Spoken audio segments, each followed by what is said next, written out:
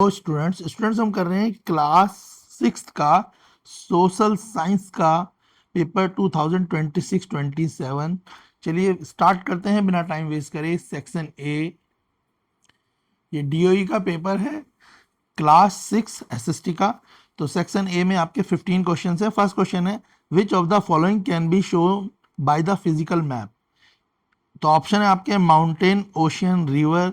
Question में बोला है फिजिकल मैप में आपको इनमें से कौन सी चीज दिखाई देती है। माउंटेन दिखाई देता है, ओशियन दिखाई देता है, रिवर दिखाई देता है। तो हम अगर फिजिकल मैप की बात करेंगे तो उसमें हमारे को माउंटेन, ओशियन और रिवर तीनों ही चीजें दिखाई देती हैं। यानी जो फिजिकल मैप होता है उसमें माउंटेन, ओशियन और रिवर तीनों चीजों को हम शो कर सकते हैं। तो इसका करेक्ट ऑप्शन होगा ऑप्शन डी, 1, 2, 3। तीनों ही ऑप्शन इसके करेक्ट हैं। Question second, name the largest ocean in the world. पूरे वर्ल्ड में, पूरी दुनिया में सबसे बड़ा ओशियन कौन सा है। तो इसका करेक्ट आंसर है आपका पैसिफिक ओशियन। तो Pacific Ocean is the largest और deepest ocean of the earth. ये काफ़ी गहरा, यानी सबसे ज़्यादा पानी भी इसी में है, और ये ओशियन जो है काफ़ी बड़ा ओशियन है। क्लियर है। तो इसका आंसर होगा Pacific Ocean, it is the largest and deepest ocean. Question third, identify the correct matching. तो Asian continent India, African continent India, Europe continent India और ऑस्ट्रेलियन कॉन्टिनेंट इंडिया। हमारे को एक बात पता है कि जो इंडिया है वो किस में आता है, एशियन कॉन्टिनेंट में आता है। तो इसका करेक्ट ऑप्शन हो जाएगा option A, Asian continent India is the correct option. Question fourth है, fill in the blank with the help of the correct option. A period of 100 year is called. जो 100 year का period होता है उसे क्या कहते हैं, ये सबको पता है। 100 ईयर के पीरियड को बोलते हैं सेंचुरी। क्लियर हो गया। अगर 1000 ईयर का पीरियड होता है तो उसे बोलते हैं मिलेनियल। क्लियर है। अगर 10 साल का होता है तो डिकेड, और अगर 15 दिन हो यानी 2 वीक हो तो उसे बोलते हैं फोर्टनाइट। तो इसका आंसर ऑप्शन डी होगा सेंचुरी। इसमें 100 पूछा है इसलिए सेंचुरी। अगर 10 साल पूछा जाता तो हम क्या बोलते, डिकेड। और अगर 1000 साल बोलते तो हम बोलते मिलेनियम।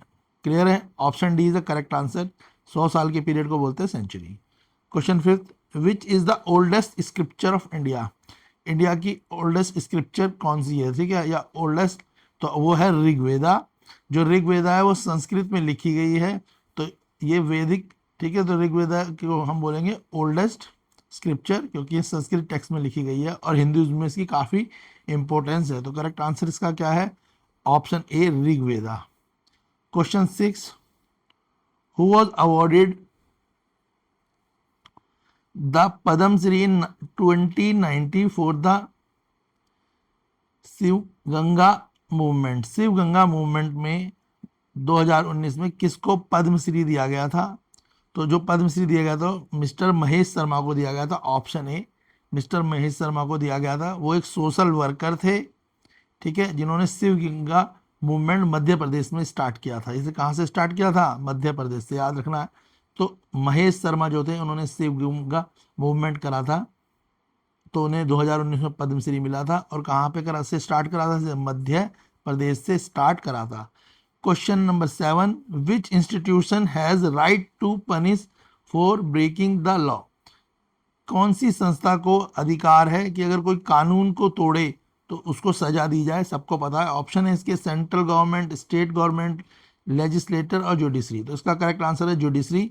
यानी पता ही है आपको, जो न्यायाधीश होते हैं, जजेस जो होते हैं, उनको अगर कोई भी व्यक्ति या कोई सरकार या कोई संगठन किसी भी कानून को जो सरकार ने बनाया है, यानी जो जुडिशरी ने बनाया, उसको कोई ब्रेक करता है तो जुडिशरी उसे पनिश कर सकती है। क्लियर हो गया।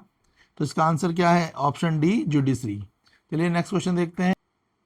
Question 8, where was doctor APJ Abdul Kalam born. Doctor APJ Abdul Kalam कहाँ पैदा हुए थे। तो डॉक्टर एपीजे अब्दुल कलाम जो पैदा हुए थे तमिलनाडु। Option C, Rameswaram.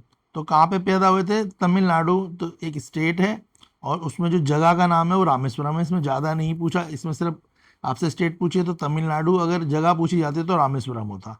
तो एपीजे अब्दुल कलाम, उन्हें मिसाइल मैन के नाम से भी जाना जाता है, साइंटिस्ट थे, भारत के प्रेसिडेंट भी बने। तो तमिलनाडु में पैदा हुए थे, और तमिलनाडु के अंदर एक जगह पड़ती है रामेश्वरम, वो वहाँ पे पैदा हुए थे। क्लियर है। इसका असर्सन रीजन है, असर्सन है economic activities generate income. Reason है agriculture is a non economic activity for trade. ठीक है। तो देखो इकोनॉमिक एक्टिविटी जो होती है बेसिकली वो इनकम को जनरेट करने के लिए होती है, मगर एग्रीकल्चर वो non economic activity for trade है। तो इसमें असर्सन ए जो है वो ट्रू है, क्योंकि इकोनॉमिक एक्टिविटी जो है इनकम में आती है, मगर रीज़न क्योंकि एग्रीकल्चर जो है वो ट्रेड जनरेटिंग नहीं है। ठीक है, क्लियर हो गया। तो रीज़न इसका फॉल्स है, असर्सन इसका ट्रू है, रीज़न इसका फॉल्स है। इसके कारण इसका करेक्ट ऑप्शन होगा ऑप्शन सी। क्वेश्चन 9 का आंसर होगा ऑप्शन सी। क्वेश्चन 10 है आपका, स्टेटमेंट दे रखी है। फर्स्ट स्टेटमेंट है political map show the boundary of the country and states. जो पॉलिटिकल मैप होता है वो बाउंड्रीज जो है किसी भी कंट्री और स्टेट की उनको शो करने के लिए होता है। और सेकंड स्टेटमेंट है thematic map gives information about the specific type of data.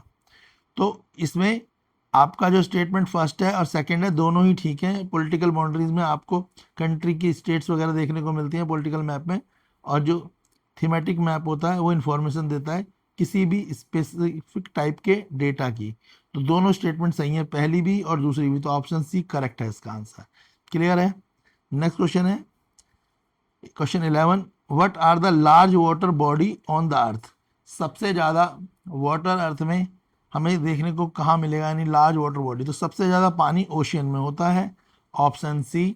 तो अगर देखा जाए, अगर कंपेयर करा जाए सी, रिवर और बे, तो सबसे ज़्यादा पानी ओशियन में होता है। तो ओशियन क्या है, ठीक है, यहाँ पे सबसे ज़्यादा आपको पानी मिलेगा। हालांकि ये वाटर जो होता है काफ़ी सॉल्टी होता है, तो ओशन में सॉल्टी वाटर होता है, मगर वो काफ़ी ज़्यादा अगर देखा जाए तो पानी होता है। तो ocean is the correct answer. वो लार्ज वाटर बॉडी और सॉल्टी वाटर होता है यहाँ पे। नेक्स्ट है question 12, which of the following is not the archaeological source of history. इनमें से कौन सा आर्कियोलॉजिकल सोर्स ऑफ हिस्ट्री नहीं है। ऑप्शन है मैन्यूस्क्रिप्ट, कॉपर प्लेट, पोयम और कॉइन्स। तो सभी बच्चों को पता है पोयम पोएट्री है, ये कोई आर्कियोलॉजी नहीं है। तो ऑप्शन सी पोयम नहीं है, मैन्यूस्क्रिप्ट, कॉपर प्लेट और कॉइन्स, इनके द्वारा हम अपने पास्ट की हिस्ट्री में जान पाते थे कि कौन कौन सी सिविलाइजेशन हमारे पास्ट में थी, मगर पोएम्स से हम ऐसा कुछ नहीं जान सकते। तो ऑप्शन सी इसका करेक्ट आंसर होगा, ये not archaeological, poem is not archaeological source. Question 13, question 13 है आपका, ठीक है, जंब क्वेश्चन 13 हो गया है। क्वेश्चन 13 देखेंगे, जम्बूदीप रेफर टू। तो देखो जम्बूदीप जामुन से आया है, एंशियंट में जो जामुन का पेड़ होता है उससे आया है जम्बूदीप। तो बोला है जम्बूदीप रेफर टू। तो जम्बूदीप किसको रेफर करता है, तो ये island of jamun tree fruit को, जामुन का पेड़ खाया है ना, जामुन का फ्रूट, उसको रेफर करता है। ऑप्शन ए करेक्ट है। Question 14, who all are include in the joint family. Joint family के अंदर कौन आता है। तो देखो दो प्रकार की फैमिलियां भारत में मिलती हैं, एक जॉइंट फैमिली, एक न्यूक्लियर फैमिली। तो जो जॉइंट फैमिली है उसके अंदर कौन कौन आएंगे, उसके अंदर आएंगे parents, grand parents, uncle aunty, यानी दादा दादी, मम्मी पापा, चाचा चाची। ये किसके अंदर आते हैं, जॉइंट फैमिली में। अगर न्यूक्लियर फैमिली होगी तो उसमें सिर्फ पेरेंट्स आएंगे और बच्चे आएंगे। क्लियर है। तो ऑप्शन डी करेक्ट आंसर है क्वेश्चन 14 का। हम कर रहे हैं एसएसटी का क्लास 6 का 2026-27 के लिए डीओई का पेपर है, तो ये इंपॉर्टेंट रहेगा एग्जाम के लिए, अच्छे से प्रिपेयर कर लें। नेक्स्ट है which of the following is not the part of the legislator. इनमें से कौन सा जो है लेजिस्लेटर का पार्ट नहीं है। तो इसका करेक्ट आंसर है आपका जुडिशरी, यानी न्याय व्यवस्था। देखो लोकसभा, विधानसभा, राज्यसभा, ये सब पॉलिटिक्स के अंदर आते हैं। तो इनमें क्या होता है, इलेक्शन लड़के कैंडिडेट जीते हैं, मगर जुडिशरी क्या है, ये एक न्यायपालिका है जो एजुकेशन के बिहाफ पे आप न्यायाधीश यानी जजेस वगैरह या लॉयर वगैरह बनाए जाते हैं। तो बोला है not a part of legislator, legislator का पार्ट जुडिशरी नहीं है। तो option D is the correct answer. इसके बाद हम करेंगे सेक्शन बी। सारे क्वेश्चन 2 मार्क्स हैं, और इसके अलावा हम बोनस क्वेश्चन जो ये सेक्शन बी के क्वेश्चन करेंगे सेक्शन सी के, मगर साथ ही हम करेंगे 5 मार्क्स के क्वेश्चन भी। तो जो सेक्शन ई के मैप वगैरह के क्वेश्चन है वो भी आपके करेंगे। तो चलिए पहले सेक्शन बी फटाफट से कर लेते हैं, फिर सेक्शन सी स्टार्ट करेंगे। सेक्शन बी का आपका जो फर्स्ट क्वेश्चन है वो है describe any 2 function of union government. Union government के 2 फंक्शन बताने हैं। इसमें चॉइस में क्वेश्चन दूसरा भी describe any 2 function of the state government, या स्टेट गवर्नमेंट के आप 2 फंक्शन बताओ। चलिए आंसर देख लेते हैं फटाफट से कि इसका क्या आंसर होगा 2 पॉइंट्स में। फंक्शन ऑफ यूनियन गवर्नमेंट, तो फंक्शन है यूनियन गवर्नमेंट का फर्स्ट, डिफेंस एंड सिक्योरिटी। तो पहला फंक्शन है जो यूनियन गवर्नमेंट का, वो लोगों को क्या करती है, उनको सिक्योरिटी और डिफेंस यानी maintain the armed force and protect the country from the external attack. पूरी कंट्री के लोगों को प्रोटेक्ट करते हैं, कोई बाहर का अटैक आए या कंट्री को कोई अटैक करे तो उससे बचाने का काम कौन करती है, यूनियन गवर्नमेंट। दूसरा फॉरेन अफेयर, जो हमारा विदेशों के साथ बिजनेस से अफेयर्स हैं उनको manage diplomatic relationship, treaties and agreement with other nation. और नेशंस के साथ हम डिप्लोमेटिक रिलेशन जो बनाते हैं, जो ट्रीटीज होती हैं, जो एग्रीमेंट बनाते हैं अलग नेशन के साथ, उनको भी मैनेज करती है। तो यूनियन गवर्नमेंट का पहला काम है डिफेंस एंड सिक्योरिटी प्रोवाइड करना, और दूसरा काम है फॉरेन अफेयर्स को मेंटेन करना। क्लियर हो गया। अगर हम स्टेट गवर्नमेंट की बात करें तो स्टेट गवर्नमेंट का पहला काम है लॉ एंड ऑर्डर को मेंटेन करना, जो हमारे स्टेट में, हमारे राज्य में कानून व्यवस्था को बनाए रखना। Manage the state police force to maintain peace and safety with the state. पूरी स्टेट में, पूरे राज्य में पुलिस की हेल्प से या पुलिस की ड्यूटी के द्वारा शांति बनाए रखना और लोगों को सेफ्टी प्रदान करना। दूसरा काम है public health, operate state hospital, health care centre and sanitation programme. State के लोगों को मेडिकल फैसिलिटी प्रोवाइड कराना, हेल्थ केयर सेंटर प्रॉपर चलाना और साफ सफाई का प्रोग्राम भी करना। तो स्टेट गवर्नमेंट के काम क्या होते हैं, लॉ एंड ऑर्डर मेंटेन करना, पब्लिक हेल्थ का ध्यान रखना। और यूनियन गवर्नमेंट के काम है डिफेंस एंड सिक्योरिटी मेंटेन करना और फॉरेन अफेयर मेंटेन करना। चलिए नेक्स्ट क्वेश्चन देख लेते हैं। क्लियर है इस क्वेश्चन का answer? Question third, analyse the importance of community participation. Community participation के क्या इंपॉर्टेंस है। क्वेश्चन फोर्थ है, how do ocean disaster affect our lives.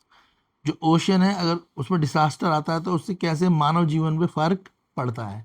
चलिए आंसर देख लेते हैं क्वेश्चन थर्ड और फोर्थ के। थर्ड क्वेश्चन है इंपॉर्टेंस ऑफ कम्युनिटी पार्टिसिपेशन। तो कम्युनिटी पार्टिसिपेशन के क्या फायदे हैं। तो पहला है बेटर डिसीजन मेकिंग।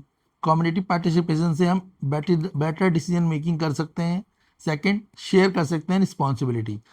तो देखो बेटर डिसीजन मेकिंग का मतलब क्या है, local people understand their problem best and leading to more practical solution. जो लोग जिस स्टेट में रहते हैं, जिस क्षेत्र में रहते हैं, उन्हें पता होता है कि वहाँ की मेन प्रॉब्लम क्या है और वो उन प्रॉब्लमों को प्रैक्टिकली तरीके से यानी अच्छे तरीके से सॉल्व कर सकते हैं। जैसे जो यूपी में रहने वाले लोग हैं उन्हें बिजली और रोड की प्रॉब्लम होगी, दिल्ली में रहने वाले लोग हैं उनको कानून व्यवस्था की प्रॉब्लम है, बिहार में रहने वाले लोगों को रोजगार की प्रॉब्लम, रोड की प्रॉब्लम, बिजली की प्रॉब्लम। तो उनकी प्रॉब्लम अलग से, सबकी जो अलग अलग प्रॉब्लम होती है। तो लोकल पीपल जो है हर क्षेत्र के अपनी प्रॉब्लमों को अच्छे से समझते हैं और उनको सॉल्व करने का उनके पास अलग अलग तरीके होते हैं।